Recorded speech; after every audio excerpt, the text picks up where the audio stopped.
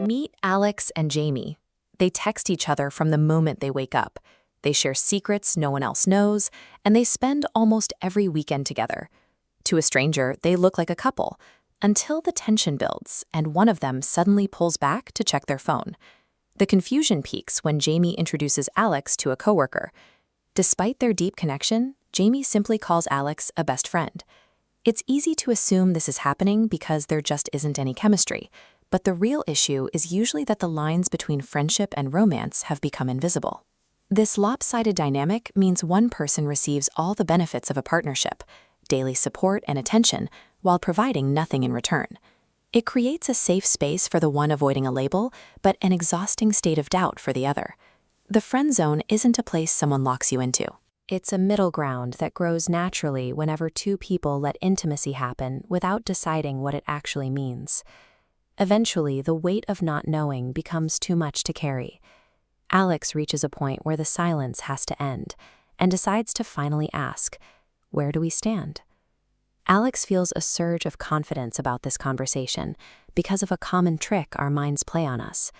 Because Alex is feeling a strong romantic attraction, Alex's brain assumes Jamie must be feeling it too. It interprets Jamie's friendly smiles and kind gestures as proof of a mutual romantic desire. Alex makes a move, fully expecting Jamie to feel the same way. Instead, Alex hits an emotional wall. Jamie's signals were never romantic, and the illusion shatters against the reality of Jamie's neutral feelings. We tend to see exactly what we want to see. When the rejection finally comes, it feels like a total shock, even though the signs of a platonic friendship were there all along. Jamie gives the standard response, "I really value our friendship, and I don't want to ruin that." Hearing those words is painful. It immediately makes you wonder if you just aren't good enough, or if you're not worth dating. But if we look at why people give this answer, it rarely has anything to do with your worth as a person.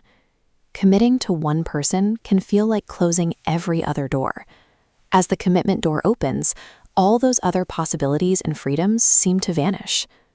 This rejection is about their anxiety regarding what they might lose in the future, not a reflection of who you are right now. Once these feelings are out in the open, the relationship can't stay the same.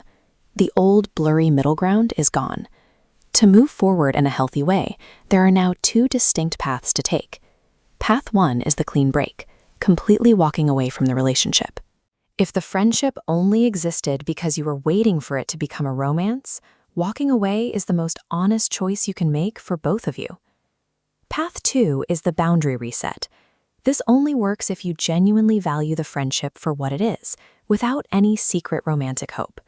This requires setting hard new rules. You stop the daily check-ins, and you stop being the first person they call when they're lonely. To keep the friendship, you have to stop acting like a partner. You can't go back to the way things were.